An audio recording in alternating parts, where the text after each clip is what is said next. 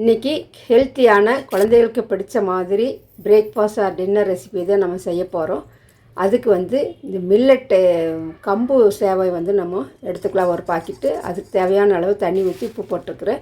அந்த உப்பு நல்லா கரைஞ்ச பிறகு இந்த ஒரு பாக்கெட்டு வந்து நம்ம அது தண்ணியில் ஊற வச்சு தண்ணியெல்லாம் இல்லாமல் வடிகட்டி இட்லி தட்டில் வச்சு ஒரு 5 நிமிஷம் வச்சு மூடி வச்சாலும் சீக்கிரம் வந்து வெந்துடும். இப்போ நம்ம மூடி போட்டு வச்சிடலாம். 5 நிமிஷம் கழித்து பார்க்கலாம் வாங்க. இப்போ வந்து நல்லா வெந்துருச்சு. இப்போது ஒரு தட்டுக்கு வந்து நம்ம ட்ரான்ஸ்ஃபர் பண்ணிடலாம். தட்டுக்கு ட்ரான்ஸ்ஃபர் பண்ணிவிட்டு நம்ம காரம் போட்டு செய்கிற மாதிரி இருந்தால் மேலே வந்து உப்பு தண்ணி தெளிச்சிக்கலாம். இது சர்க்கரை போடுறதுனால நான் வந்து வெறும் பச்சை தண்ணி தான் மேலே தெளித்து விட்டுருக்குறேன். தண்ணியே நம்ம தெளிக்கணும்னா ஒன்றோடு ஒன்று ஒட்டாமல் இருக்கிறதுக்காக தான்.